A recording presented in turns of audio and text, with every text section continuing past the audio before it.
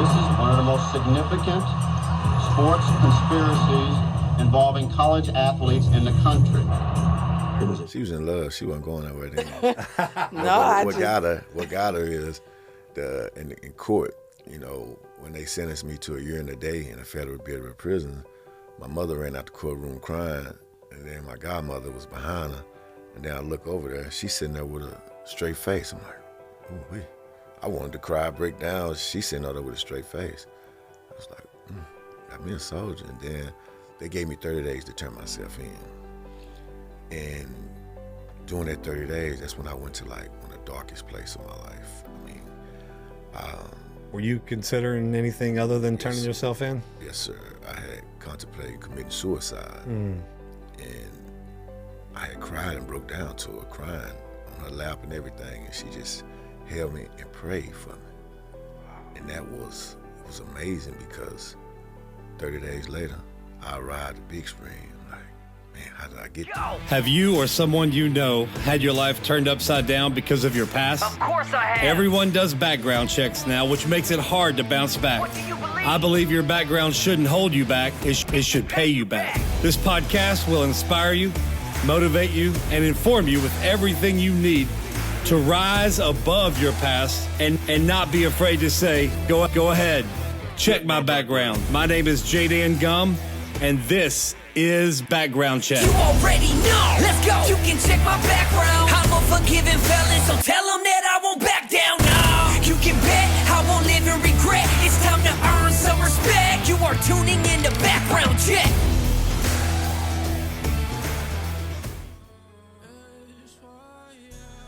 I feel like doing a human video of this song. Human video, yeah. This is kind of a human video song. ASAP, Preach, Joe Nestor. Rest in Worship, Joe Nestor. He passed away earlier this year. This is called Power in the Name. All right. Hey, everyone. Welcome to Background Check Podcast, where we believe your background shouldn't hold you back. It should pay you back. Look who's back, Jessa. All right, we got a few letters, an inmate from you guys behind bars saying, you know, where's Jessa? There's a few that want Gemma on the show more often too. Why would you want Gemma? I mean, they like Gemma. They like you too, but Who likes Gemma? so I'm just kidding. I love Gemma. yeah, I love. What's up, girl? How you doing? Good. Background Check Podcast, brought to you by Forgiven Felons, helping people with the past. Realize their future. And brought to you by The Way Back. The Way Back, the premier re-entry program in Dallas, Fort Worth area. They do so much. If you need food, clothes, hygiene, if you need job search assistance, if you need bus passes to get to those job searches, whatever you need. Katie, LaHeather, Cassie, all the ladies working there, they will hook you up, right, Jessa? Mm-hmm. They will hook whatever you need, and yeah, they'll show you how to do stuff. They'll connect you with the right people, and they are pretty incredible, and we love them, and they help our people out a lot. So make sure you call the number. Have your family call the number before you even get out. But once you get out, make sure you call it. We make all of our guys call it when they first get out. So thank you for watching. Whether you're watching out here on YouTube, Apple Podcasts, you know, you can watch on Apple Podcasts now. So you can watch on Podbean, Apple Podcasts. We don't really do Spotify anymore. But yeah, so make sure you're watching, subscribe. Make sure when you send this channel to somebody, make sure they subscribe. Right, Jessa? Mm-hmm. All right. And on the inside, NCIC tablets all over county jails, all over the nation. Adovo, we're on Adovo. I'm learning that in Florida, in some states, Adovo's not working, or they don't have Adovo, or whatever. It's kind of crazy. Speaking of Florida, it's kind of on hold. We're not sure what's going on with that yet, so y'all pray. And Well, then, they don't know. Yeah, they don't know anyway. But we Still did pray. We did tell them that there might be something. So, but yeah, we just came off a really good Sunday, didn't we? Really good Sunday. Really good Sunday. Pastor Robert, Social Dallas, preached a new series called God Hates Blank. Y'all remember last year he did God Loves Blank. Blank. And so this year, now he's got one that God hates. And so we're excited. The first one was God Hates Haughty Eyes. Haughty eyes. And then, Jessica, we baptized over 500 people people. yesterday. Me and Jessica get the honor of baptizing people, and so it's great. We baptize young, old, families, couples, singles. It's amazing. So anyway, and that, people celebrating their spiritual birthdays. And speaking of birthdays, It's almost my birthday. Jessica, coming up October 25th. I don't know when you'll see this, but her birthday is October 25th. Saturday, October 25th, 20. Yeah. But we celebrated it. Our family celebrated it last night. So we're recording this early Monday morning before school. It is 7:17. Yeah, so if we look a little tired or if we look a little hungover from the party, okay, we didn't drink, but we did drink. We drank Diet Coke with Diet lime, Coke. with a splash of lime on the rocks, water, and we had lots of ice. We probably ice cream hungover is what we are. Yeah. We had lots of ice cream, and we celebrated. We played games. We had fun. Did you have a good birthday? I did. What's one present you got that you wanted? I got purple volleyball shoes. Purple volleyball shoes. Oh my gosh! They are so purple. You gonna play in them tonight? No. She's got a game tonight. I haven't like what's the word? Broken them in yet? Yes, I haven't done that yet. And then she's got practice this morning, but she's going to miss some of that because we're going to get. I'm getting my eye appointment, so like they're going to refresh in my prescription, and in the next few weeks. And fix them because you broke Well, them. I may get new glasses. All right, yeah. So in the next few weeks, I may get new glasses. Okay, all right. Speaking of school stuff, you had homecoming last week. You and Gemma had some mums. We got some pictures of your mums. If you don't know what mums are, there's these big, crazy things that go on your outfit. And Jessa's volleyball team got to be in the homecoming parade. Yes. First parade you got to be in, or Yeah. is that it? And then the mums looked all nice and cute, so that's cool.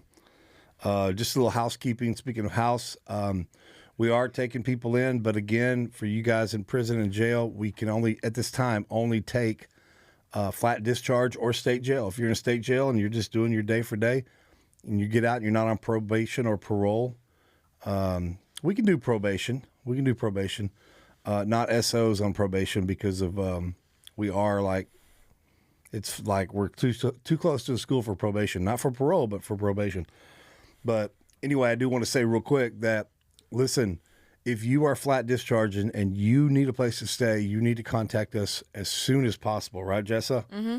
Don't wait till the last minute. The last 2 times we've tried and waited till the last minute, we don't get to look at the application before these guys get out, and they burn us. One guy just didn't show up, and then he I think he was going to meet a girl or something, but he acted like he missed the bus stop, and he told his mom he took a smoke break, but he said on the application that he didn't smoke. So just all kinds of weird stuff. When we wait last minute, we don't get time to vet you and read your application. And we've done it twice now, and one guy came home high one night, after being here a week. So we need time to vet you because we're not a right fit for everybody. Still, we're not a right fit for everybody. We want to only take the ones that God wants to come here.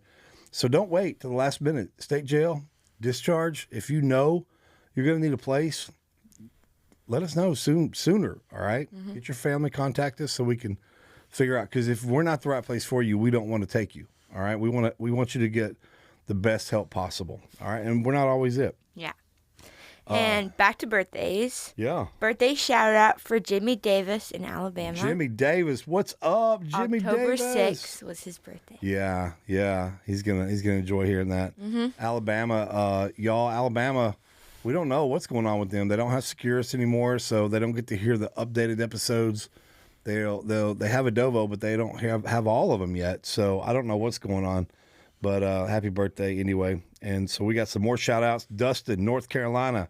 Shout out from Tattoo Billy in West Virginia to all his brothers at Huttonsville, Salem, and Stevens. And let's see, Juan B at the Boyd unit. And then we got Billy. Billy contacted us mid-September, Jessa, and he just got out of Pennsylvania County Jail. He's from Lilly, Pennsylvania. He's a Steeler fan too. But anyway, he wanted to do a FaceTime, so we did a FaceTime. We're gonna play that for you right now. Goals and I accomplished it. What do you mean it was one of your goals? Seriously. What does that mean? Yeah, man, it was like one of my goals. I kept telling everybody, I'm like, man, I'm gonna be on that podcast. Billy, welcome to Background Check Podcast, man. How's it going? It's going, Jay Dan. What's up, man? How long you been out now? I've been out a couple days. Okay, so today we're recording on September 15th. So a couple days you got out over the weekend. Yeah. All right, I think man. It was September 5th, actually, I think. September 5th, you got out? Okay. Exact date. All right, so it's been a week or so. Yeah. Over 2 weekends ago. So now I remember. So, hey, where were you locked up, man? And tell us a little bit about yourself. All right. I was locked up in Cambria County Prison. I'm from Lilly. I'm 44. And that's I in used to be a Pennsylvania, correctional right? officer. That's Pennsylvania. That's Pennsylvania, right? Yeah, Lilly, PA. Yeah. Yep. What else is tell me something else about Pennsylvania. Big Steelers fan. Okay, all right. That's good information. That's good information right there. Thank you for sharing that part. Fan. All right. So, well, I was down in Blair County, and I was a guard down there for 7 years. And I was on a trampoline, and I tried a double backflip, man. And I got hurt, and they sent me to pain management. And I got prescribed Oxycontin, and one thing led to another, and then I turned to street drugs, man. Wow. But I've been clean now 18 months, 18 months. Come on. Yes. Okay, so let's get to the reason why we're on this call. Obviously, you watched us on the podcast. So how did you find the podcast? And what did you think about it at the beginning? Man, I was on in Dovo, and at first I started watching the Real Vita. Okay. What's up, Real Vita? Real Cold with Chappie. And then you came on, then Forgiven Felons, and I found you. And I was like, man, I was hooked ever since, you know what I mean? I was telling him, I'm like, man, Jay Dan, I'm telling you, this guy's real. Like, you need to watch it. I'm going to be on his podcast. And everybody was like, man, there's no way you're going to be on his podcast. You're from Lilly. You know what I mean? Like, you're a nobody. I'm like, I'm telling you, I'm going to be on this podcast, man. One of the last people that was on the podcast was another Steeler fan. So, hey, if you're a Steeler fan, your chances of being on the podcast increase immensely. Okay. Yeah, boo Dallas. Yes, that's right. That's right. Thank you for coming on the show, man. We believe in you. We pray. We're praying for you, and we believe that God's got the best. The best is yet to come for you. And there's going to be a lot more favor falling out of the sky from God, more than just chicken feathers. And you're gonna do amazing things on this side. You have a unique perspective on life because you've seen it from a correctional officer standpoint and an inmate standpoint. So I believe that whatever you choose to do and whatever path you choose to go forward, you're going to be crossing paths with people that need to hear your unique story. So thank you again for watching, and we love you, man. Go Steelers. Here we go. Hey, can I give a shout out to my buddies? Yeah, do that real quick. All right, Psycho, what's up? Sos, T.O., Dano, Bird, and my biggest hater in there, Shay Rose. I told you I was going to be on here. No love for Shay Rose. All right, man. Thank you so much for watching again, and continue to watch out here. I know you will. And thank you. And your shirt's on the way. Billy is amazing. He's a great guy. One thing about Billy, though, keep his family in prayers. Just his dad just passed away, and I know how that feels because even though your grandpapa, he still died a year after I got out of prison, so it wasn't this quick, but it's pretty quick, for Billy and his family. So y'all keep Billy in your prayers. We love you, Billy. What else we got? The North Dakota recap is still coming. We're just so busy. I may have to pay somebody to put that recap together. I don't know. We'll see. Sports. You want to talk sports? Your Dolphins are just woo. She changed from Cowboys to Dolphins. Don't know if that was a good idea. Dolphins fired their coach, and Cowboys are just, I don't know. They do good against these bad teams. Yeah. And they think they're going to win the Super Bowl. Yeah. So Rangers, and we haven't Rangers. We haven't been on here a while. Yeah. Wait, what is it called? They parted ways with Bruce Bochy. Bruce Bochy. So our new coach is the Marlins coach. The Marlins, not the former coach. Mariners, the Marlins. Right, I that's made right. that mistake of confusing them. Right. And I thought we were getting the best coach ever. Marlins coach. Yeah, man, congratulations to the Dodgers. By the time you see this, we will know who the American League championship, team is. But right now, the Dodgers won. They swept, and they ran through the Phillies. The Phillies were supposed to be really good. They ran through the Phillies. They swept the who's the other team they swept? I don't even know. I forgot them already. Too but many. I Too didn't many to forget count. Shohei Ohtani. Shohei pitched 6 scoreless innings. Wow. 6 scoreless innings, had 10 strikeouts. Wow. That's almost 2 strikeouts per inning. And in that same game, he hit 3 home 3 runs. home runs. Can you believe that? That's crazy. Nobody has ever done what Shohei is doing. So Nope. I'm a Shohei fan. I love, but I'm not a Steelers fan anymore. I'm just kidding. I'm a Steelers fan, but I'm not a fan of this never-ending mediocre Mike Tomlin era. So I don't know what's going on, but it's time. Yeah. It's time. It's time. By the way, I wanted to remind all the Astro fans that you guys didn't make the playoffs either. Yeah, y'all didn't make the playoffs. So I just want, but you know what though? I want to do a little quick devotion. I didn't even tell you this. Jose Altuve, okay, one of the most hated guys here in Dallas that plays for the Astros.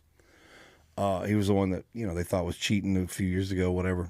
But what's interesting is his story, Jessa. He was over in, I don't remember where it's from now, wherever he's from. They're over there overseas, and they're just waiting to be picked and get their chance. He went to several major league tryouts, and he just kept going. And they kept saying no because he was too short. He's shorter than you are. Shorter than Gemma, probably. And they just kept saying no. Well, he went one more time, and he said, just give me a chance. And they gave him a chance, and they paid him $15,000. That's it. That's it. That's not a lot, right? And so that's how much he made that first year of trying to come play professional ball. Okay, now his signing bonus for this past contract that he's on, his signing bonus, like not even his salary, just a signing bonus, $15 million. Wow, that's so cool. Now listen, this is a guy that was told no time after time after time. You're too short.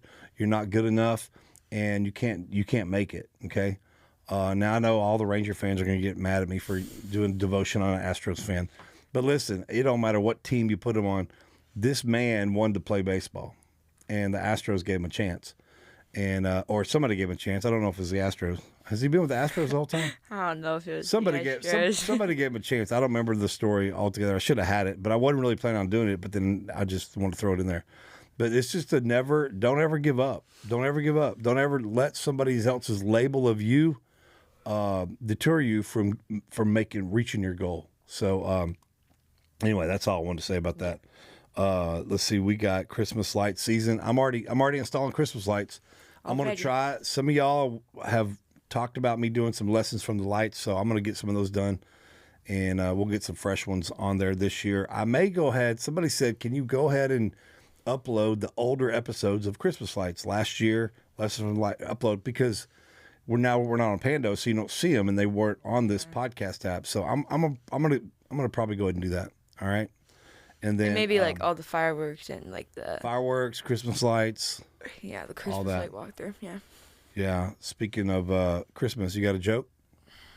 Speaking of Christmas, do you got a joke? Well, we get to unwrap your Okay. the gift of your humor. I do have a joke. Okay, ready? I just built an ATM that only gives out coins. I don't know why no one thought of it before. It just makes sense. Oh, it's like one of them one-liners instead of a question-answer joke. All right, so you just made an ATM that only dispenses Only coins. dispenses coins. It just makes sense. It just makes sense. Like sense. All right, good one, bad one. I don't know. You said it was right. good. Yeah, So I'm hoping it's good. we got some great episodes coming up. We got a husband and wife team, Cassie and Drew. Cassie works for the Wayback, and her story is incredible, but her husband's story is incredible as well. And they have a really good intertwining story. Yeah. And then we got Stevin Trevino. Some of y'all may know him. He's been out for a while now, I think since COVID.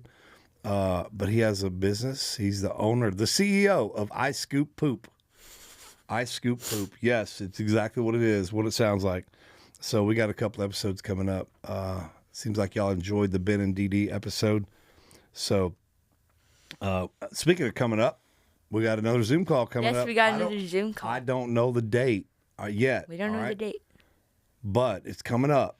And so tell everyone, if you're watching this, make sure you're following us on social media as well. So you can know when it's coming. Yeah, the date. Follow either Jaydan Gum on any social media or Forgiven Felons on any social media. And whether it's TikTok, LinkedIn, Facebook, doesn't matter, X. whatever. It'll all be on social media somehow, all right? We have a really good interview today. Stevin Hedake Smith. Now, for all you guys that have been watching college basketball for a long time, you will know that he was the lead man of the point shaving scandal in the mid-'90s. He played for Arizona State and Sun Devils, and I saw him on I saw the Netflix documentary called Bad Sport. He's on there regarding that scandal. And then at that point, I felt like God said, you need to ask him to be on the show, but I didn't know how to get a hold of him. Well, then he's on Fox 4 Shaun Rabb News here and now. And Holy Spirit said, you need to ask him again. And then I realized, you know what? I know a guy named David that might know him. And I text David. I said, do you know this guy? He goes, I sure do. Here's his number. And then it took us about a month to have lunch together. And but he's on the show today. He's a great guy. Yeah. His wife was with him.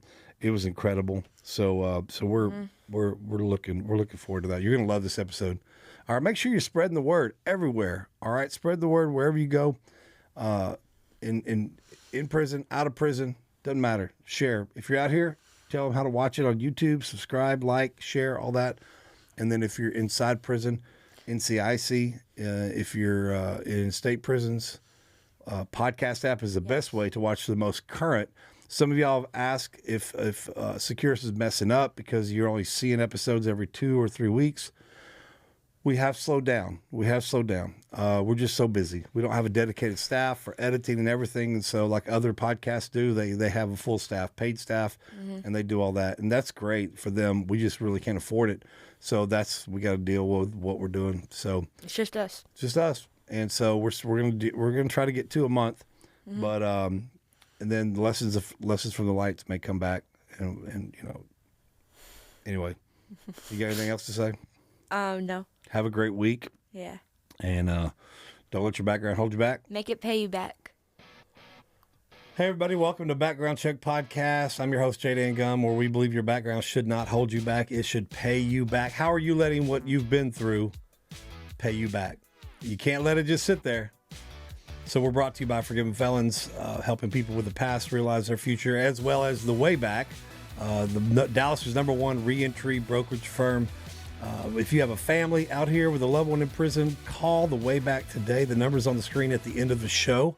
There's a flyer, so make sure you call them. If you are somebody in prison watching this and you don't have anybody to call for you, as soon as you get out, either call us or call the number that's on the screen for The Way Back, and they will help you. We'll all help you with resources, reentry resources, food, clothes, hygiene, backpacks, whatever you need, wallets.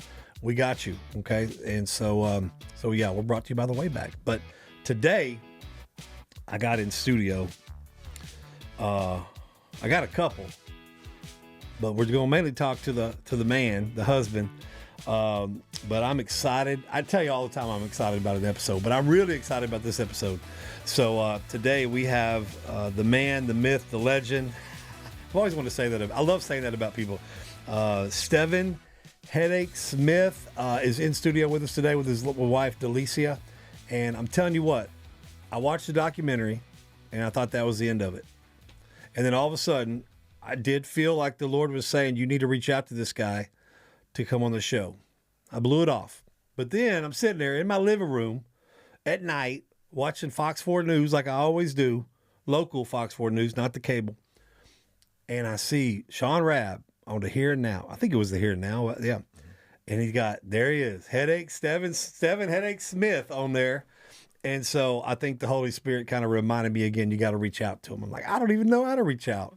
and then we have a mutual friend who's amazing, and God just set it up. And so, welcome to the show, Stevin and Delicia. I know, Delicia, you're not going to talk much, but that's all right. We may get you in there a little bit. How y'all doing? Great. Bless.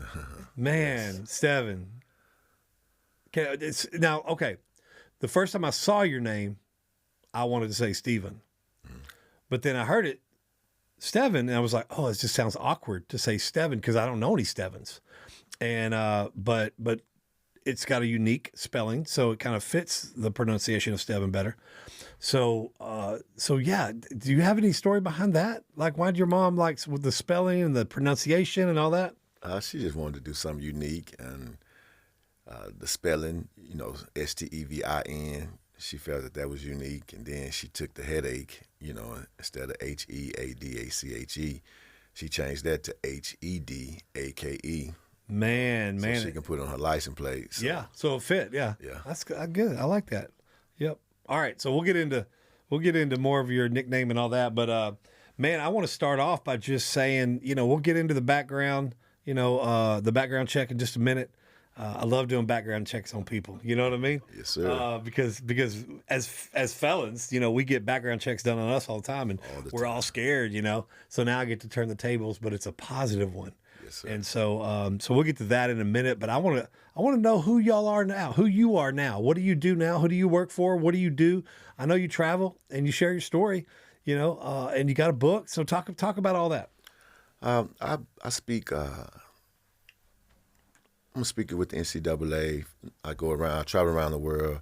I work with a company called Epic Global Solutions. They're based out of London in the UK, and I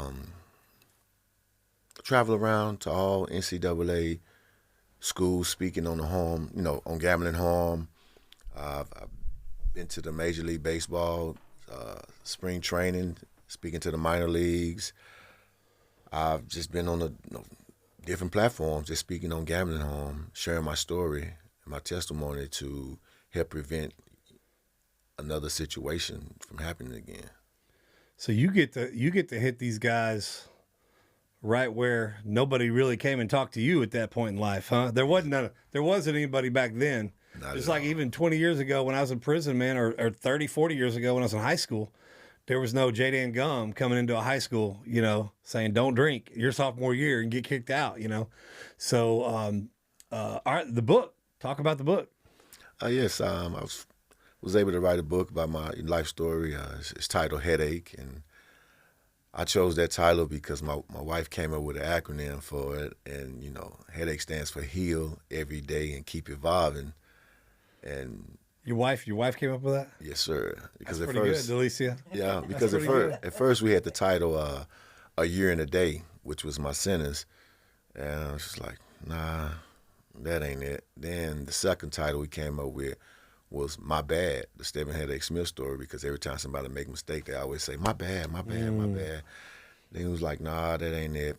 And then my wife's like, mother gave you the nickname Hedake, because we was Googling those other names. It was like, oh, somebody got this, so we want to get the DBA on it and everything. It's like, Hedake, nobody has that, the unique spelling and everything. I said, but we gotta, it's gotta mean something. So, like, I think 2 or 3 weeks later, she had called me and she was like, I got it, baby. I was like, what?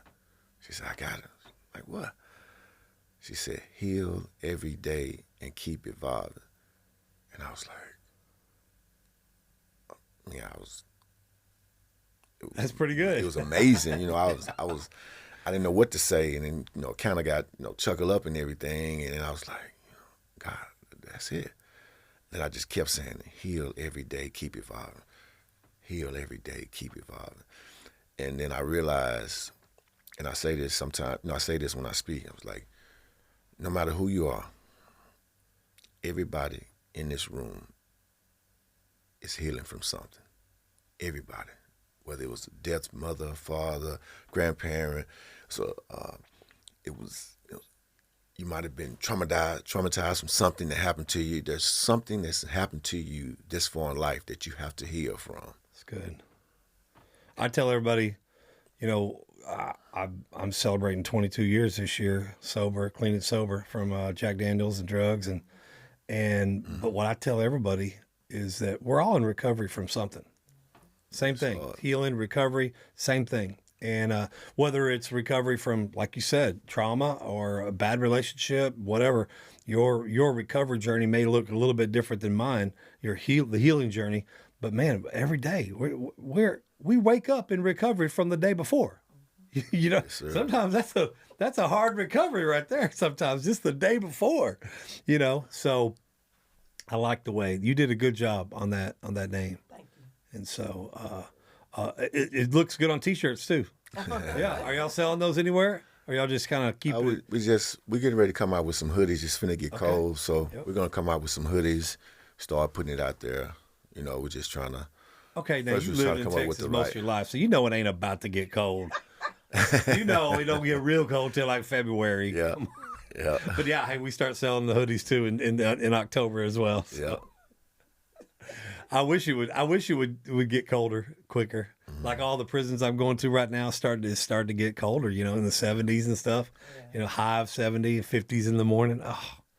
But I do like it when it's really cold because I like to get my really nice hoodies out. Yes, all my sir. Forgiven Felons one, Background Check podcast. Yeah. And then I may get one of y'all's too. Exactly. All right. So is there a way to buy those or y'all are not yet, but there will be in the future. Be looking. Yes, sir. You got a website? Instagram. You know, my Instagram is The Real Hedake. You know, TheReal Hedake, HEDAKE. You know, I have a link on there as well as to get my book, and I will have a link on there as far as getting apparel. Perfect. All right. Yeah, it's almost like everything's Instagram now. Yes, sir. No matter what, man. I mean, social media's taking over the world. Yeah, I get more people visit social media than I do the website nowadays. So I just make sure whatever we do, it's on a social media. Mm-hmm. So, how long you been married? We've been together 28 years. Been married 23. So is that right, Delicia? Okay, all right. Soon as he looked up. That's why I looked at her too, because he's like, get it wrong if you want to. Oh man, 28 years. Yeah. So 28, married 23. Okay, all right. Now, how'd y'all meet? What's your love story? Oh man, I was playing in Pro-Am for Pobia Patterson. He's a well-known guy around here that has Pro-Am basketball. So I had just got in town. Came from France and got in town, and he told me, hey, come up to my office and pick up uniform. So I go to the office up there to get it. When I walk in, she's at the front desk. And so I saw her. I was like, go to the back, give me a uniform. I was like, Pobia, who's that up front? He's like, oh, no, that's my boss, daughter. He's like, hey, he got a lot of guns. Hey, no. I was like, oh, man, you know, I ain't trying to do nothing. I just wanted to meet and everything. So on the way out, I grabbed a card. And I got back in my vehicle, and I left, and I called back up there. So I was like, hello? I was like, can I speak to the lady? I said, who is this? I said, Reggie Theus. Now, Reggie Theus was a former basketball player from UCLA. And so, Reggie Theus.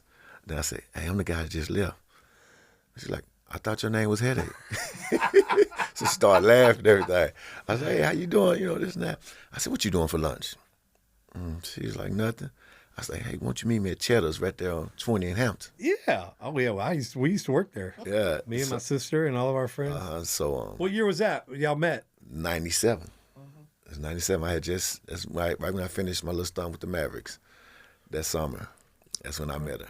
And so she came to lunch, and we talked and everything. And I was like, told her my situation. I told her, I said, I ain't tell her what situation I was in. I just, got to know her, talked to her and everything. And just, that was our first date and everything. Everything was cool and everything. And from there, it was like love at first sight.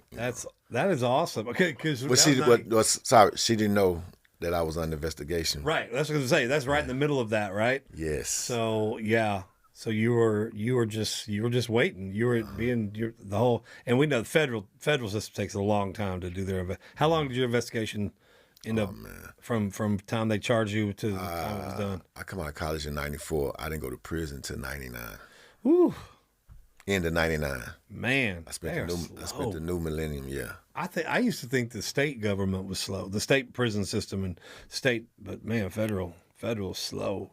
They're slow. So when did that all come about? Like when did you start sharing that with her? With the lady who has a dad with a lot of guns. Mm-hmm. It was tell it.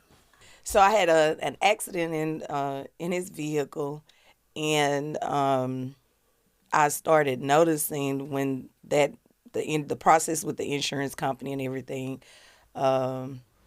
He was getting his car. It turned out that he couldn't get it repaired because he was getting it repoed. So I'm like, okay, something's not right with this, and it was just different stuff that was happening. He was clubbing a lot, drinking a lot. And I'm just like, okay, he's not training. He's not doing what he's supposed to be doing, preparing to go back over. Something is going on. So I started questioning him, and that's how it came out, what he was getting ready to face. So you were getting interrogated from everywhere. Yeah, exactly. Especially with your girlfriend now, huh? So did they allow you to travel overseas, out of the country, while you were under investigation? Yes, sir. Okay. All right. Yes, sir. I was going back and had to because of lawyer fees and everything. Yeah. And it was getting close. And after I had finished playing in Turkey, they told me to surrender my passport. They're getting ready to, they're finna move forward. Yeah. So the day was coming up, and I asked her, "Hey, will you ride to Arizona with me?" And she went down, drove to Arizona with me, my mother, and my godmother. And so now, what did her family? What did your family think about all this? They don't know yet at this point. Didn't know. Okay. They didn't know up until the end. Okay. And they didn't look at him any differently. Okay. They just looked at him as the person that they became to know. Okay. And they loved him, so they didn't. Yeah, because that was what? Almost 4 years. Yeah. Almost 4 years of getting to know you before they realized, So from the time y'all started dating till the time you started interrogating and figuring it all out, how long was that? Then that happened about a year and a half. Mm-hmm. So when you figured it out, what was your mindset when you figured it out and he told you and everything? Like, was there like okay, I got to rethink all this, or did you already love the man that was in front of you and none of that mattered? She was in love. She wasn't going nowhere then. What got her is in court. When they sentenced me to a year and a day in a federal bureau of prison, my mother ran out the courtroom crying, and then my godmother was behind her. And then I look over there, she's sitting there with a straight face. I'm like, oh, I wanted to cry, break down. She's sitting there with a straight face. I was like, got me a soldier. And then when I went off to Big Spring, Texas, to prison, she was there. Yeah. Well, the dark place, the deepest part was they gave me 30 days to turn myself in. And during that 30 days, that's when I went to like one of the darkest places of my life. Were you considering anything other than turning yourself in? Yes, sir. I had contemplated committing suicide. And I had cried and broke down to her, crying on her lap and everything. And she just held me and prayed for me. Wow. And it was amazing because 30 days later, I arrived at Big Spring. I'm like, man, how did I get through that? And then came another crucial part. The first 3 days, I couldn't sleep because I was pointing a finger, blaming everybody. Yeah. I was blaming everybody. It's their fault, this and that. And to find I looked in the mirror and I stopped blaming everybody else. And I held myself accountable. And that is what, made me just, hey, you got yourself into this. Now you're going to do your time. And, I started praying and asking God to give me another chance. Man. And because I had that day behind that year, 9.5 months later, I was out. And God gave me another chance. I went overseas, started playing basketball, and then played like another 8-9 years. And, until I got hurt. Yeah. And So even after your sentence, you went and played overseas. Who'd you play for? I was in France for 5 years. I was in Russia for 2 years. Israel. Did you ever get any flack from all those players over there about what you went through and all that? Like, not really. In Europe, it's different, man. They don't. Just as long as you taking care of your business on the court, Okay. I had a couple of, situations and everything, but it wasn't nothing major. All right. Where'd you grow up? I was born and raised in South Dallas, and then, like, at the age of 12, my mother called herself getting me out the hood and moved across the bridge to Pleasant Grove, Greedy Grove. And Wait. You got out of the hood and moved to Pleasant Grove? Yes, what I'm saying. She called herself getting me out the hood, and I went to another hood. So from South Dallas to the Greedy Grove. Oh, man. We get so many guys coming out of prison that are from the Grove. Oh, yeah. Some of them have tattoos, say Grove Rat and all this Greedy stuff. Grove, yes, sir. Oh, man. That's crazy. I don't even know if I ever set foot in Pleasant Grove until I got out of prison and started doing this transitional house. Oh, yeah. So I don't know that I'd ever been to the Grove. Now, we grew up in Oak Cliff. I mean, I was born at Methodist Central, and we lived in Hampton, Illinois for a long time growing up, and then we just started moving south to DeSoto, Lancaster, Cedar Hill, Duncanville, and but yeah, we used to live when we were younger and lived at Hampton, Illinois. We went to a private school, Riccardo Christian School in DeSoto, and that's where my wife from, the suburbs, DeSoto. Yeah, okay, yeah. And so it was like really weird because we went to school, private school, it was all white people. But at home, it was, mostly black people and Hispanic. So it was like, that's the first time I remember, why are the people at my school, why do they look different than the people in my neighborhood, And I think that's why our family grew up not having any kind of racial tendencies, racist tendencies because of where we grew up. And I think it helped, I think it does help. It's huge. And I mean, even our daughters, we go to Waxahachie now, but we were going to that private school in Cedar Hill, Trinity, and when they were both in preschool, it was incredible because our girls in preschool there were pretty much the only white girls in preschool. Mm-hmm. Once you got older, it was more diverse. But Gemma, all she had, there was mostly black and Hispanic friends in preschool, K3, whatever that is.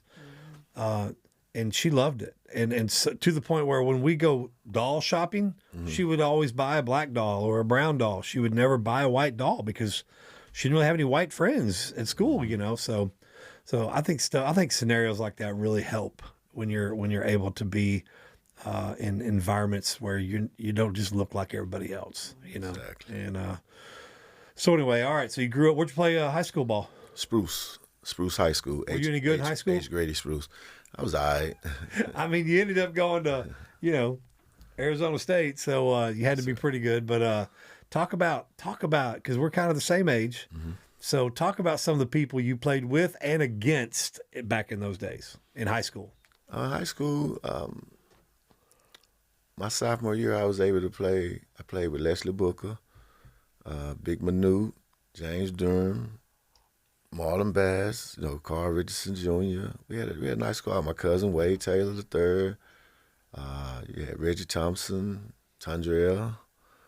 We had a nice Russell. You had Tilo, George Green. And you played against some big hitters too. Oh yeah, played against a lot of big hitters around here. Larry Johnson. Yeah. Well, Larry was older. Did you play Larry? No, he was older than me. Larry was. How much older was he than you?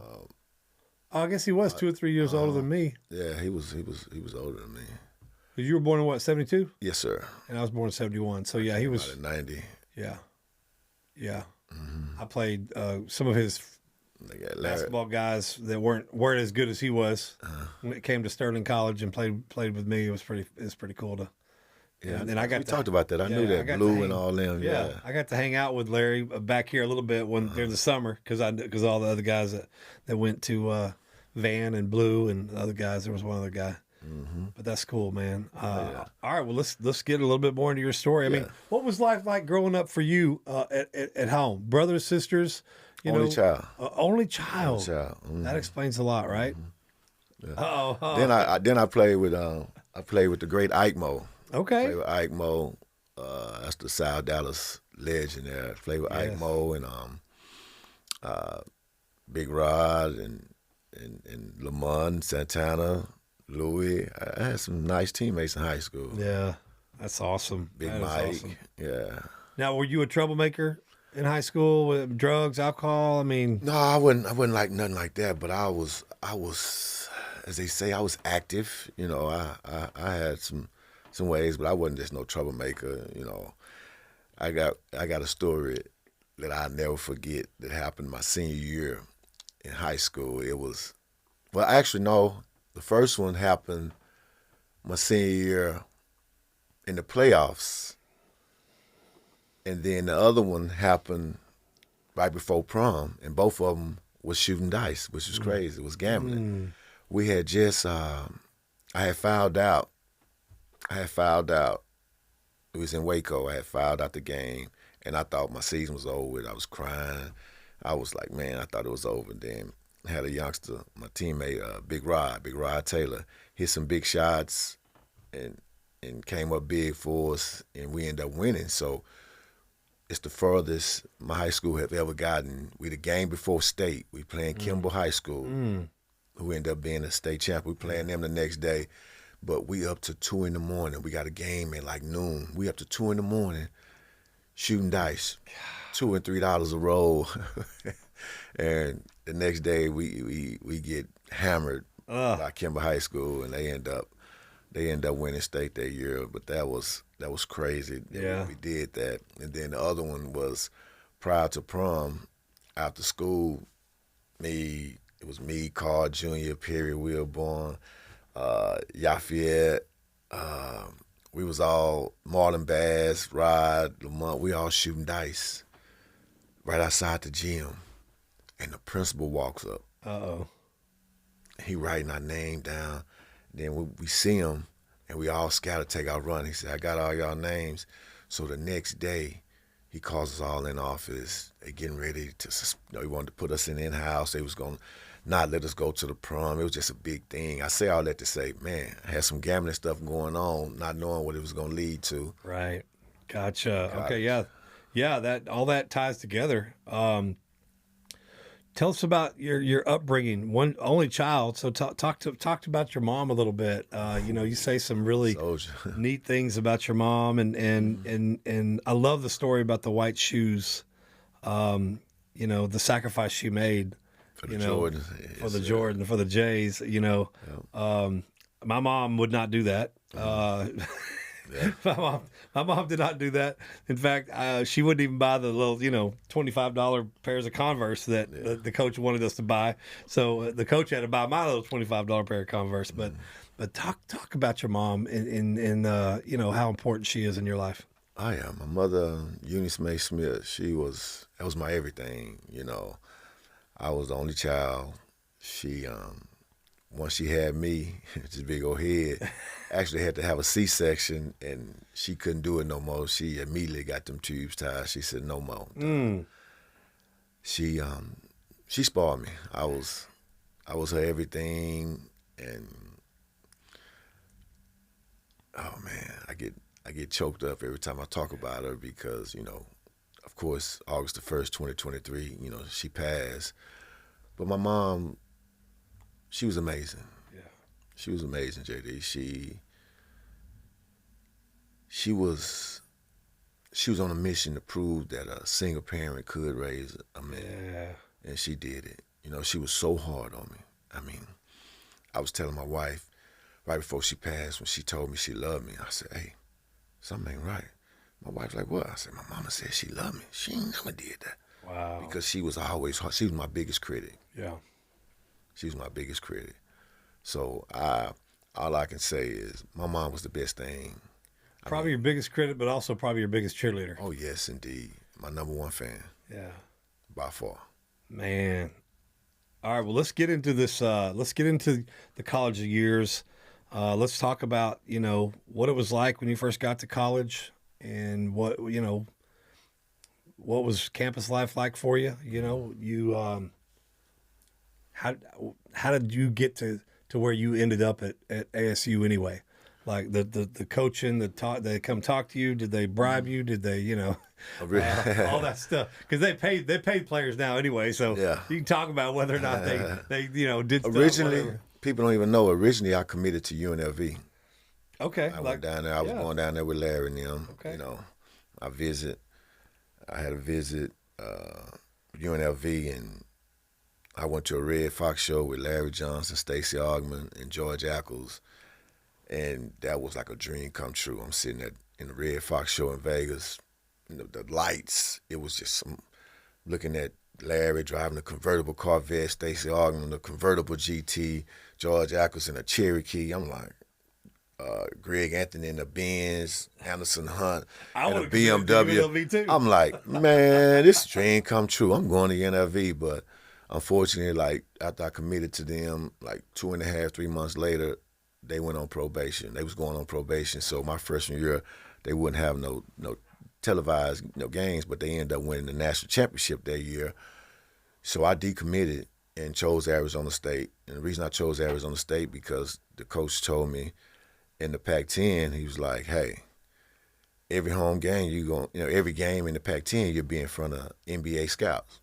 And he broke it down to me like that. I was like, that's a no-brainer. And plus, Pac-10 had the best guards back then, Yeah. So, and I had a chance to play as a freshman. So the coach had just left Michigan. The head coach had just left Michigan during the Final Four. Beard Frieda went to Arizona State, and he had a big name. So, and the assistant coach, George McCoy and Lynn Archibald, they had big names as well.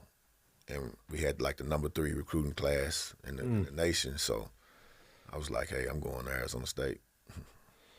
So when did you got to play your freshman year? Mm-hmm. When did you really become the star of ASU? My junior year, I led the conference in scoring, and I made the USA team, led the USA team in scoring, won a gold medal, and that's when, after that, they had me ranked, had me predicted like top 15 going into my senior year. Some people say I could have came out after my junior year, but I wanted to go back because I felt real good. After that summer I had. Did you graduate? When did you graduate? Did you graduate? No, I didn't graduate. No? I'm a semester away. Okay. I withdrew from all my classes once. I knew that. I just didn't know if you ever went back and finished up. No. Or if they'll even let you. My wife been on me and everything. No, she actually, you forgot to get the money order to get my transcript. But I'm right there at the finish line. Yeah. Get it. I know. I'm the same way. I think I'm 2 or 3 semesters short. Yeah. I dropped out because of alcohol and just never. Now I'm like, do I even have time to do it? It's like, will that piece of paper get me more? Say that again. Say that again, please. That's my... So yeah, I'm just like, all right, because the degree meant something. I think a lot more back in the day. I think now I don't know that it means as much now. But I do think if you're going, if you want to be a doctor or a lawyer, different things like that, you have to, because there's so much stuff you got to know from school. But there's a lot of stuff. If you want to be a public speaker, just practice.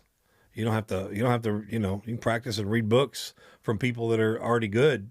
You don't have to necessarily go to school to be a public speaker or a motivational speaker.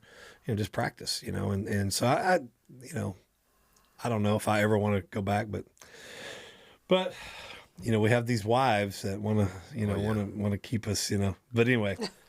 All right. Well, what were you majoring in when you were there? My major was psychology.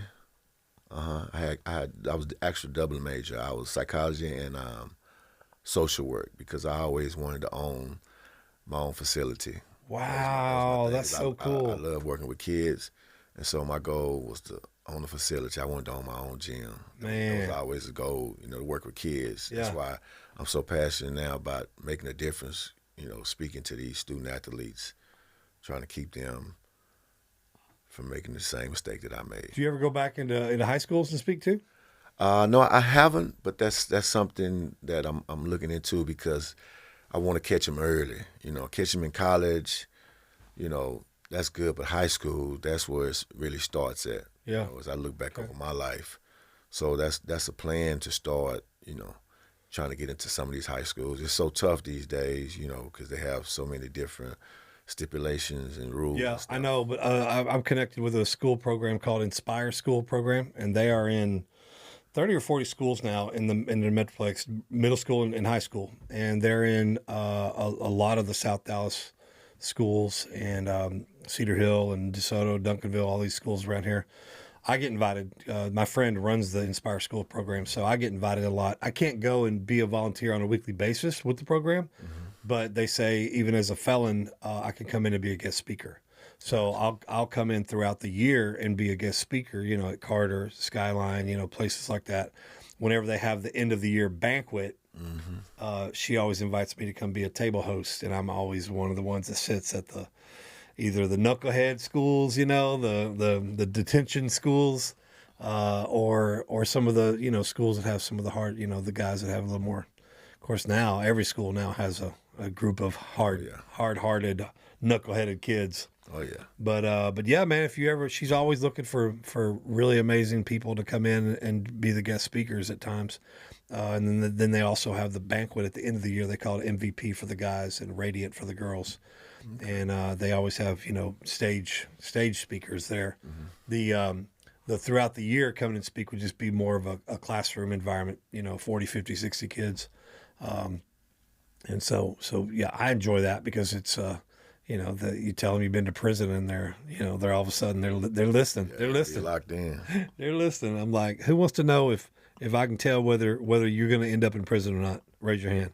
They're like, what? I'm like, all right. I'm like, if you're on your phone right now while I'm talking, you're going to end up in prison one day. And you see all these. Yeah, I'll put their phone up real quick. I'm like, I'm just playing.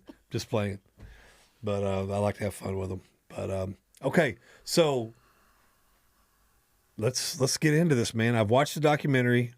I'm the book. You tell the story a little different than the documentary tells it, and I get that. I'm a former, Walker Texas Ranger. I was on a set of Walker Texas Ranger with Chuck Norris a lot, so I know how Hollywood likes to glam things up a little bit and make it more shock and awe and dark and twist, and I get it. But now we have you here. Tell us how it started. Did that gambling bug that was in you, your senior year, did that just all of a sudden pop back up and you want to do it on a different level? How did it all start? It was the competitive side of me. It started playing a video game. We was playing Madden. Me and a guy from New York named Benny Selman. We started off playing Madden, and he was getting the best of me. We was betting 25. Next thing you know, I was down 500, and the Cowboys was coming to town to play Arizona Cardinals. And he asked me who I thought was going to win. I was like, come on, man, Cowboys. And he's like, you want to bet? I was like, yeah. I said, we can bet that 500 that I owe you. And he was like, on one condition, you give me the spread. I was like, what do you mean the spread? He was like, every game have a spread, and the spread is 13. So that means Dallas got to win by 2 touchdowns in order for you to win. I was like, okay, they going to win by 2 touchdowns. The Arizona Cardinals, sorry. Well, Dallas won, but they only won by 5. So I was down $1,000. That was on Sunday. On Monday, Buffalo Bills was playing Pittsburgh Steelers. And so I took Buffalo Bills plus 3.5, and I just said, let's bet the whole 1,000 because I was just trying to, one hit a quitter and get back even. Now, who was Benny to you at that point? Were y'all just friends that knew each other? How did you I met him. Benny? I met him my freshman year. Okay. He's one of the first person I met on campus. So y'all are friends? Freshman rotation. He was always at all the games, but this was my senior year. Come to find out, he was the campus bookie. And then that Buffalo game, I took Buffalo plus 3.5. That was in '94. Buffalo was good. Yeah. We went to the Super Bowl and everything. And we bet the whole 1,000. Man, Pittsburgh won 21-0. I was down 2,000. And so by that point, he was like, hey, man, Hedake, he know I had a chance to make it to the league, so he wasn't tripping about 2,000. So he allowed me to just keep betting. So I started chasing, betting on hockey, I was betting on everything, Within about 3 weeks, I was down $10,000. And that's when he came to me and was like, hey, Hedake, don't worry about that. He said, I know a way you can wipe that 10,000 out, plus make you 20,000. I was like, doing what? He's like, we'll fix the game. I said, what do you mean? He said, we'll fix the game. I said, no, I don't understand. He said, you can win the game, but only by so many points. I was like, you mean tell me we can win the game and you going to, wipe out that 10,000 plus you going to give me 20,000? He's like, yeah. He's like, but I have to pick the game. Can't be just no any game. And now I'm understanding it had to be a game that we was favored at least double digits. And he picked Oregon State as the first game. And he called me before the game. He said the number's 6. So not only did we win by 6, I broke the Pac-10 record, had 10 3-pointers, scored 39 points, and we won by 6. And after the game, he gave me a paper bag full of hundreds. What did that? I mean, all these other bets were, small bets. I mean, they were still big bets for seniors in seniors in college, 500,000 and all that. But, now it's bigger amounts. So when he brought that amount to you, what went through your head? Man, it was like, man, it's this easy, because our style of play, it actually, it wasn't. I didn't have to do much. Yeah. I just played the game, kept it close. And did y'all discuss whether that was a one and done, and then you're done, or did y'all already talk about some? Oh yeah, after that, I was like, hey, we were doing this again. 3 days later, played Oregon, did it again, and the number was 6 again, and we won by 6, and I got another 20,000. It was like, man, it's so easy. 3 weeks later, we did it again. So okay, when you blow them out. The first game, you blew them out, or you won by way more than 6. No, we just won by 6. Oh, you just won by 6? Uh-huh. That was the number. Right. Uh-huh. So talk about like teams y'all should have been blowing out, but it seemed like from the documentary, it seemed like you were trying to make it a lot closer. So I don't know if that was when y'all were supposed to lose, but not lose by more than so many. So talk about how hard it was to make sure that what was supposed to happen happened, because it could get out of hand and it go the other way, and then there's then. Oh yeah, but see, as the point guard, you're always in control of the game, the tempo and everything. So my thing was we played up tempo, so I would slow it up. I would slow the ball up a little bit, and as the point guard, I knew who can shoot. I was very intelligent player. I knew who could shoot and who couldn't. So when I would penetrate, I would kick it to the non-shooters. I would start the offense a little late, knowing that we had to rotate the ball around.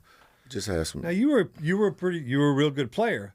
So at one point, it looked like you kind of were making mistakes on purpose, bad passes, different things. Like, so talk about that? Like because it seemed like. Did people on your team go, hey, man, what's going on? Why? Because, everybody had bad days, you know what I mean? But one thing that wasn't fake was that Oregon game, I twisted my ankle. And that was just a freak accident. Yeah. And that was a scary part, because I'm like, wait a minute now. I got to get back out here. I got injected and everything because I had to be on the floor. If you see, went out there, they taped my ankle extra hard, extra tight and everything. Yeah. And I had to get back out there because they had a lot of money riding on that game. Was there any point in your mind, in your thought process, like what would happen if you didn't win? I didn't even. Did Benny ever threaten? Was he ever threatening, or was there any like time where Benny was like, hey, Nah, did nothing go down like that till like the last game when we won by double digits and I had locked into him. That's when it got a little scary. When him and Big Red was at my apartment. Yeah, that was a deep part. So you weren't the only one along the way. So how did the forgot the guy's the second guy you brought on. I brought him on because Ben and them had wanted, they wanted a little security. They wanted somebody else. So he was one of my teammates. He was a younger guy, looked up to him and everything. So I knew he needed a little cash. So I approached him and brought him on. Okay. And so did Benny feel the need to bring more people on because he wasn't for sure if you could handle more? He just wanted another, more another guard because we orchestrated the offense and everything. That was just a little security. All right. So when it all fell to pieces, man, what was going on in your mind? How did your mom find out about it? And it was years before she found out. She didn't find out until that happened in '94. She didn't find out until '97 when the feds showed up at my door that summer, right before I met her when they knocked on my door. How did they keep it out of just the local news and different stuff? Because they could not catch us. Okay. What happened was Benny's roommate got caught selling drugs, and he snitched. And that's how they reopened the case, because they had closed the case. That's why the Mavericks called me up. So I didn't get drafted because it was speculation, So when I didn't get drafted... so there was speculation that was in the news, but then they couldn't find any rock-hard evidence. Yes, sir. And they closed it, but then all of a sudden the snitch thing happened, and that's when they opened it back up. Reopened the case back up. Okay. That was the part, I guess, that wasn't that clear to me from the documentary. Wasn't clear at all. See, what had happened is, when I met Joe, was that before, after the documentary? After the documentary. Joe Galliano, which, man, amazing guy. Me and him, he called, he reached out to me on social media and wanted to talk, So I agreed, and that was the best thing that ever happened because I got some closure, I got some answers, and we met in Waco. And who was he in all this? Joe Galliano. Well, yeah, tell everybody that's listening. That was the big guy with all the money from the documentary. He was the one that put up all the money. He was into. So people in prison market. aren't going to be able to watch the documentary yet. So that's why I'm wanting to. Joe Galliano. Here we all know, but Joe in Galliano prison, they're not going to. Yeah, he was the guy that was in the stock market that had made millions off of. So he was the money behind Benny. Okay. He was the money. He was the money guy. What was that conversation like with him? Oh, it was amazing. It was closure, because he apologized for he felt that messed up my career and everything. But like I explained to him, God don't make no mistakes. Everything in life happened for a reason. If I didn't go through what I went through, I wouldn't have my testimony. I wouldn't be able to travel and speak like I am today. He had to put me through this to give me longevity, because where I was mentally, I probably wouldn't even be alive right now, because I was stubborn as hell, hard-headed,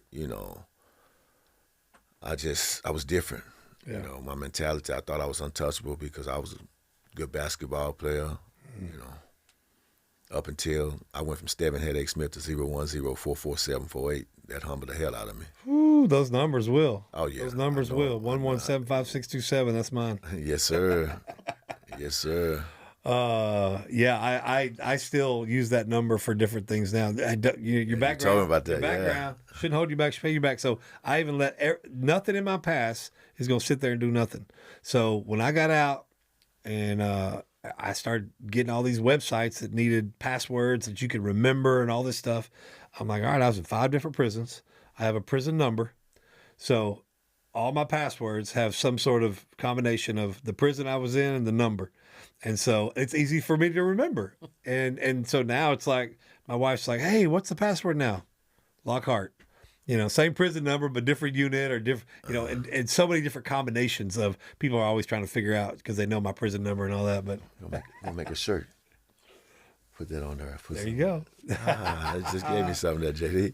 You already talked about the day in court when they read your sentence out. Mm-hmm. So when you showed up to prison, turn yourself in. What was that like? First day. Tell us how the first day in the life of Hedake Smith, former ASU All American. When they gave me them green Dickies and them black comeback boots, JD, that was like, it was a wake up call. Yeah. It was very humbling. And then, they do the counts. You have to, hey, 010444748. No longer Hedake. You're a number. It was humiliating, but it was the best thing that ever happened to me. Yeah. Because it humbled the hell out of me. Yeah. It humbled. What was life like in prison for you? Did you get involved in the programs? Did you get involved in, were you helping other people? Were you just trying to stay low? Did people recognize you? What was life like in that year and a day? Or the 9 months you were in? 9.5 months. People knew who I was because it was all over USA Today and everything. I was playing basketball, I was playing basketball, working out, started working out extremely hard. And I was playing softball and stuff like that, but I was in a situation because leading up to it, every day I was eating fried chicken and drinking vodka. So I went in there weighing 294. I came out weighing 197. I had got so cut because I was determined to play the game again.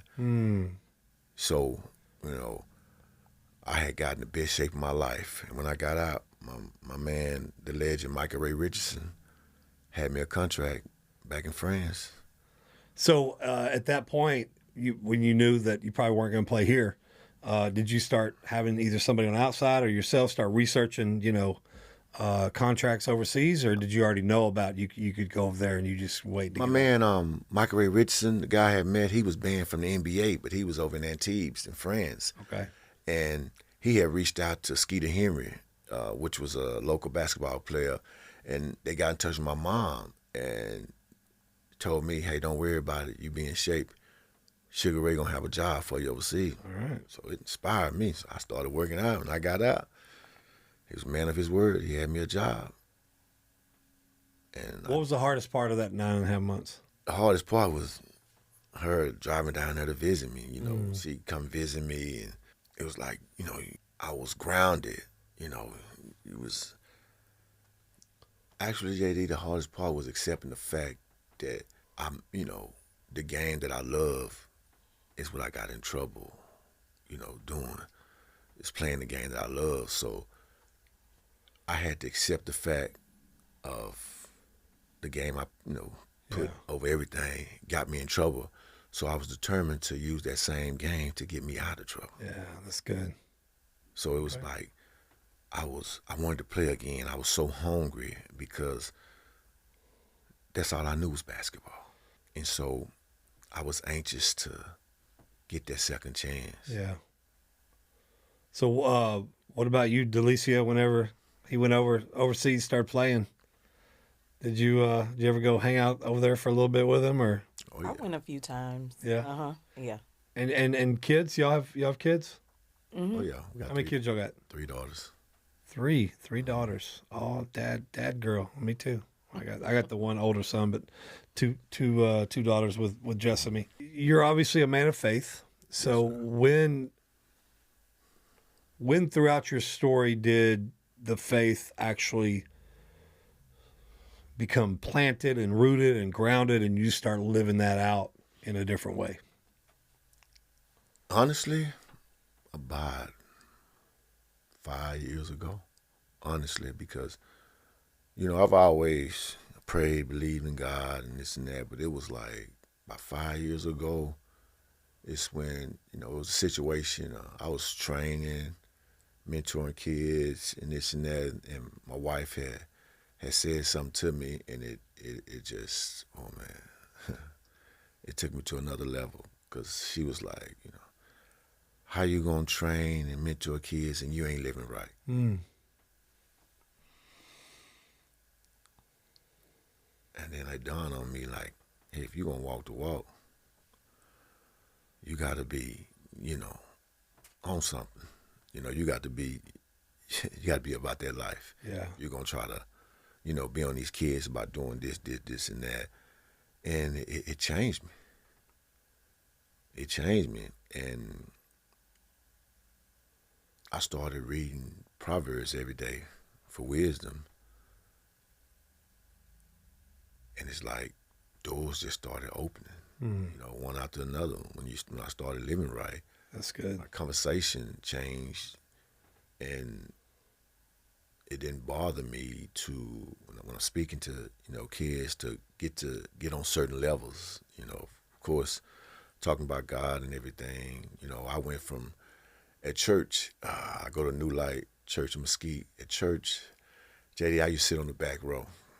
Then I moved to about the 10th row.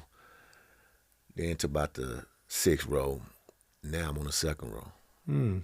Singing the choir. I'm in the male chorus. So God has really, you know, has really been working on me.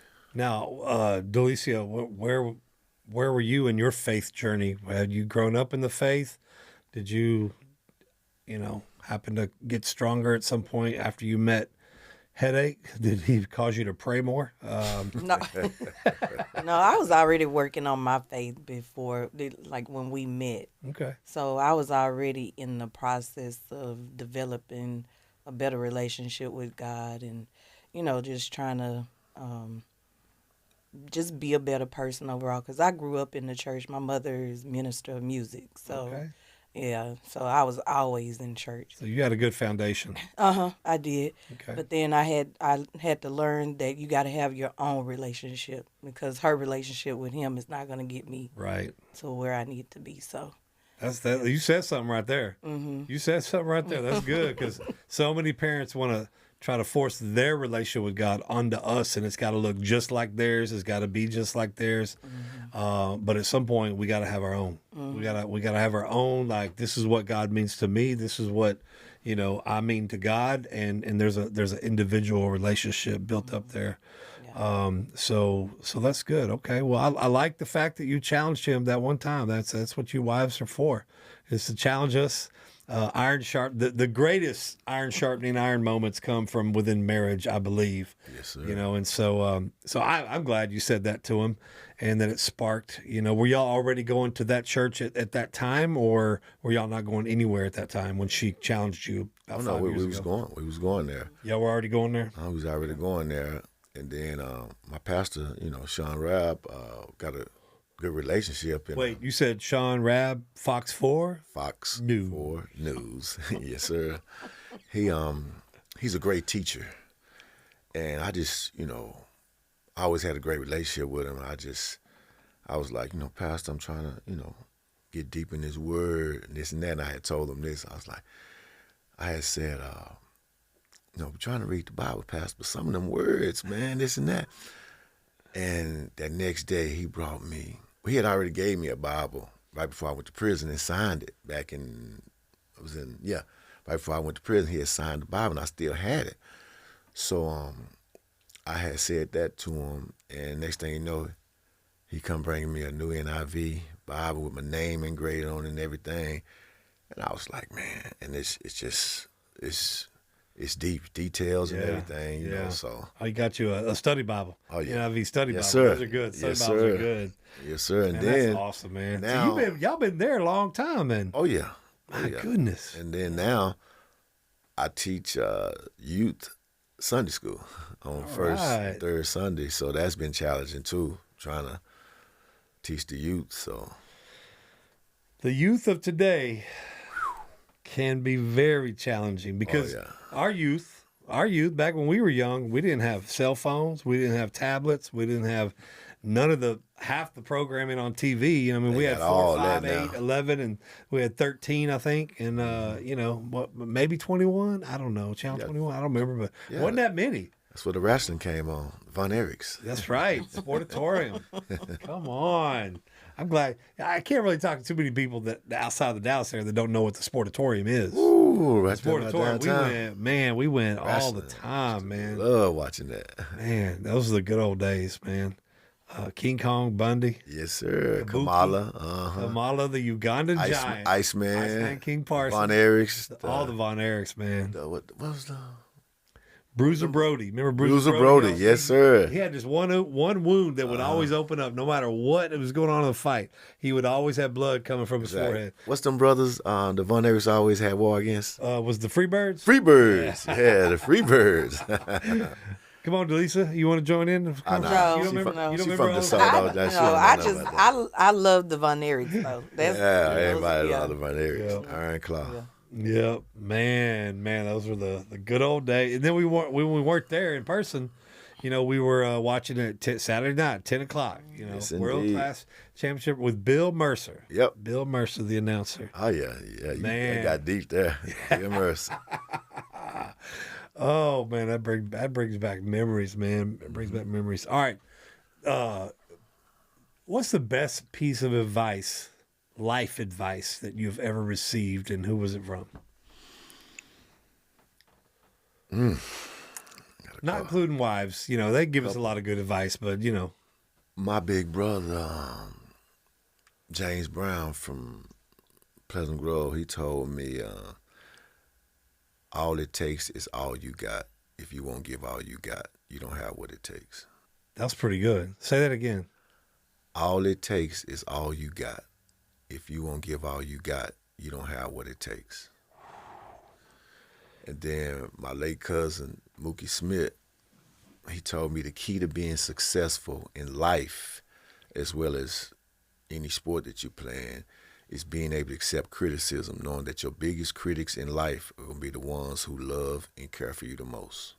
That's good stuff right there. Yes, sir. That is good stuff. What is the one thing that you can't do without now? What is the one thing that if it were taken from you, and I don't mean like a person or anything, but just a habit or a hobby or something that you love to do or whatever, if it was taken from you, like I know if I didn't have the ability, to either watch baseball or to go bowling or to do whatever, just some kind of life enjoyment that you like to do, that you life would be different if you didn't have it. Workout. I mean, first of all, I can't. What I really want to say is God. Yeah. I get up, and read my proverbs and this, that. But I've become such a workout addict right now because your health is your wealth. And I went from when I had got up, we was in a trucking game. I had got out of JD like 318. Now I'm back down to like 255, trying to get on down to 230, 220. And it's like every day I get up, and she always get on me because she say I wake her up, but I get up at 4 in the morning. And because it's a mentality I have, I can't work out the same time everybody else working out. So I get up at 4 in the morning, try to be started by 4:30 because I know everybody else is still sleeping. Yeah. You can't get ahead working out the same time everybody else do. So if I'm getting up at 4 in the morning, guess what's going to happen on the back end? Yeah. My body going to shut down early. Can't get in no trouble. So 8:30, I'm yawning, getting ready to go to sleep. And that's been keeping me on a very disciplined road right now. Okay. I like that. What's your favorite food to eat? Seafood. Seafood. Well, yeah. That's where Hey, we went to Papa we went Do's. to Papa Do's. Yeah, I guess I could have imagined that, huh? Man, it was so funny, Delisa. We went in there, and I knew some people there, and then he was like, "Man, you know everybody." Then all of a sudden, he knew some people there as well. Did he tell you about the waiter? Oh man, that yeah. was ridiculous. Yeah, Wasn't that amazing? that was amazing. Man, I mean, you guys hear it all the time. We run into people all the time but we went to lunch at Papa Do's. And of course, I'm trying to get him to come on the show, and I'm trying to tell him about the ministry and everything. And this kid, man, this young, I don't know how he was. He was young. And so He looked at you. he looked at me, and he saw the shirt, and he's like, man, that's pretty cool. I like that. And then at some point, and then you even said, I bet there's somebody in your life that you could share this podcast with. And when I said the slogan, your background shouldn't hold you back, it should pay you back, something went off in his eyes, like he remembered hearing that from somewhere. Mm-hmm. Well, then towards the end, I think it was, he's like, hey, I remember where I know you heard about you, and it was from Dallas County Jail. I'm like, what? Yep. Man, we were supposed to eat there that day. Yeah, all the rescheduling, all the pushback, all the everything. We were supposed to eat there that day. And Then JD wrote him a nice tip and then turned around and ordered something else to write him a bigger tip. Wow. Yeah. He said, I'm going to bless this young man. I said, hey, what's going on? This and that. Well, I just got out, going through this and this and that. He's like, well, man, you helped me out and this and this. JD gave him a card and everything. Oh, he yeah. was talking about the program that he's in right now. He's been out 9 months. He's in the 4C program, which is a very strict program. It's a drug diversion program to keep you from going to prison. And so every day you got to wake up. Every day you got to call this number in. You got to call this number, and if your color is called, or it's like an answer machine voicemail, and if you hear your color, then you got to go in and do a drug test. And if you miss or you forget to call, or like if you're supposed to go in or you forget to call, you get what he called a sanction. And I'm like, are you doing pretty good? He's like, well, I got one sanction, so which is not bad for 9 months, because when you're supposed to call every single day, whatever you do every single day, sometimes I forget to do things that I'm supposed to do every single day. Right. And but that little young kid, man. So I told him, I said, one day you'll be on the show, man. Yeah. So that's awesome. Yeah. Okay, Stevin. Yes, sir. Look into your camera right there, and look right now. Talk to people behind bars. Okay. Now, again, over 1 million tablets are out there, inmate tablets, jails, county jails, prisons, state prisons. I think some federal prisons, not very many, but send a message to them, because some are, not everybody's in there for what you went to prison for, but everybody's in there because, of, their association. Either they committed a crime, or they were associated with people who were committing crimes, or they were living a lifestyle that made it look like they were committing crimes, because we know not everybody in prison is, 100% guilty of the crime that they're in there for. We know that. Texas leads the nation in exoneration, so we know that not everybody in prison, but just talk to people in prison for a moment. And give them, because you've been there, so you sat right where they're sitting, and speak life into them. I want y'all to understand this. The only thing's wrong with falling in life is not getting back up. Everybody in life make a mistake. All you got to do is pray and ask God to forgive you for your sin. He's a forgiving God. He will forgive you, but you got to start today and build a relationship with God and realize everybody make mistakes, but don't let that mistake cost you your life. You are somebody, so start praying and ask God to forgive you and have a game plan, because your time will come when you will be released. And I got some of the best advice from one of my OGs. When that gate opened and I walked out, they said, Hedake, if you look back, you'll be back. So I got a tattoo on my right arm, Philippians 3:13, forgetting what is behind and straining towards what is ahead. I don't look back. I strain towards what is ahead of me. Know that God loves you, and so do I. God bless you. Amen, man. That's some good stuff, man. That's some good stuff. Where you got that tattoo at? Okay. All right. I like it. On the tricep. Hey, it's like that. He did that on tricep. So Yeah. he Wait a minute. It's like that because I was, you know how it is in that closet trying to get that prison tattoo to show your little wall. To show you've been to prison. That's my hood tattoo. Is that the only prison tattoo you got? Oh yeah. Okay. Hey, look how I look. I'm like, man. Hey, I try to get my daughter. Can you go over this or something? I don't even like wearing let nobody show. I like showing this one because that was professionally done. There you go. But this one, I was like, oh man. Be like, Daddy, you didn't even do a year. You only did 9.5 months. You was a short time. Oh, I love that. They're giving you crap. All right, so you already talked about the Instagram, so that's the best way to follow you on social media. Yes, mm-hmm. And Facebook too. Yeah, I think we're Hedake on Smith. Facebook, yeah. Hedake Smith. And then if they want to buy the book, how do they buy the book? On my Instagram, The Real Hedake. I have a link on there. It's on Amazon. Title is Hedake, Hedake. So you can go. You either go on Amazon or you can go. That's it right To there. my Instagram, and there's a link on there. It's so funny because I was like, man, did he write 2 books? Because the way that number is on the jersey right there. It looks like it says Hedake 2. Actually, that's Isaac Burden. That's my man.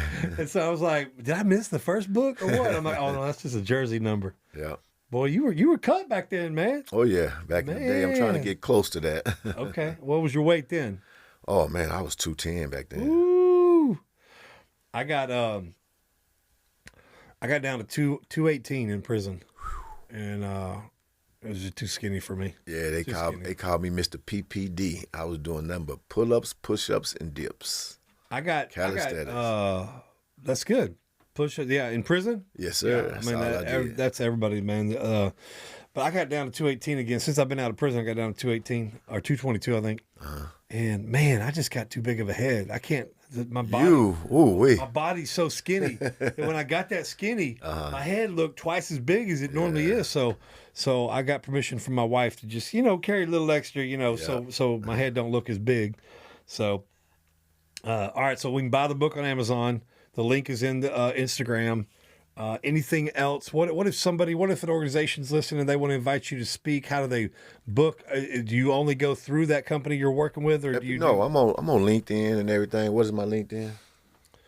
Stevin Hedake Probably Smith. Stevin Hedake Smith. No, she's over my email G1 Productions 44 at gmail.com. All right. So yeah, I'll put the email at the end of the show. I'll put the email address if somebody wants to get a hold of you. Maybe to come speak or whatever.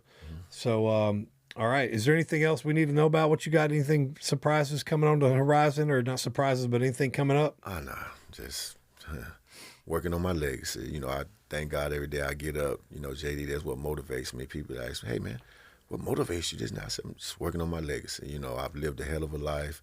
God has blessed me. And now I'm just on a mission to make a difference. Well, you are the epitome of why we do the show. Your background shouldn't hold you back. It should pay you back. You've got some stuff in your background that could potentially hold someone back from having a great future. And, you're not letting it. You're not letting it. You're not letting it. And you're showing other people how to not let what they're going through, what they've been through, And even when you go speak it with young kids, man, most of these young kids these days have a mother or father in prison. And they need to know that, look, even your background that includes your parent going to prison doesn't have to hold you back. You still, as long as you got a game plan, gotta have a game. As long as you get your heart right, your head right, and keep going forward, that nothing that you've been through or any of the legacy that went before you has been through has to hold you back. And so, in fact, I tell people, look, when I go sit at those MVP lunches with those kids, the knucklehead kids all have somebody close to them in prison. Every single one of them. I'm like, you don't have to go down that same route. One kid raised said, my dad and my grandpa were both in prison. And I'm just like, man, that at some point, people like you and me keep coming in and keep sharing our stories to where we can break that cycle. Because they got to believe that the cycle can be broken. They got to believe that they can be the one that breaks the cycle. Talk about that all the time. Break the cycle. Yep. And it's people like us that can help these young kids, this younger generation, believe that. But it's also wives like yourself that challenge us husbands to go to the next level. He was already a good guy, but what you said to him that day launched him into a whole new version of Hedake, Stevin Smith, that is changing the world. So appreciate what you do. Thank you for taking time out to have lunch with me. Hopefully it ain't the last lunch. Exactly. And thank you for taking time out to come on the show, talk to all of our people out there in prison, out of prison. And can't wait to one day have you back on for round 2 to see what else you're doing. Yes, sir. All right. Thank you for hanging out with us, Delisa. Yes, Thank you. All right. We'll see y'all next week. Don't let your background hold you back, but make it pay you back. Don't forget to watch us on the podcast app in prison, the Adobo app in prison, NCIC if you're in county jails all over the nation, And if you're out here, like, subscribe, share, YouTube channel. Follow us on all social media, Jaden Gum or Forgiven Felons. And we love y'all. Thank you for watching. Thank you for listening on Apple Podcasts and Podbean. And have a great week. Okay, y'all. What a great episode, huh? What a great story. Story of redemption. I mean, the epitome, Jessamy. I just called you Jessamy. The epitome of Jessa, of not letting your background hold you back. He literally now travels the world and talks to college students about the dangers of gambling and how it can get you in trouble. And it's the epitome of how he's not letting his background hold him back, but he's making it pay him back. So let's pray over everybody this week. And let's pray. Father, thank you for this day. Thank you for this episode. Thank you for Stevin, Hedake Smith, his wife. Thank you for all you're doing in him and through him. Thank you for his church and his pastor, Shaun Rabb. Thank you for turning his life around, Lord. Thank you for that statement that his wife made to him, where he needs to walk the walk and not just talk the talk. Help us, all of us, Lord, wherever this show's being watched or listened to. Help us to walk the walk and talk the talk, like Delicia said. And we thank you, Lord, for the cooler weather, for everyone in prison. And we just lift your name up high. We give you the glory, Lord, for everything you're doing in and through us. We thank you for healing. We thank you for provision. We thank you for joy. And we thank you that you gave us the ability to choose joy. This is the day that you have made, Lord. We will rejoice and be glad in it. In Jesus' name we pray. Amen. Amen. All right. Love y'all. Bye-bye.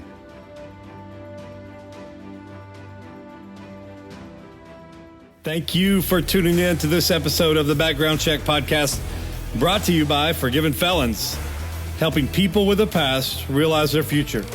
For more information, please visit forgivenfelons.org. Follow us on Instagram, Facebook, and please don't forget to subscribe so you'll never miss the latest episode. I'm Jaden Gum, and this has been Background Check.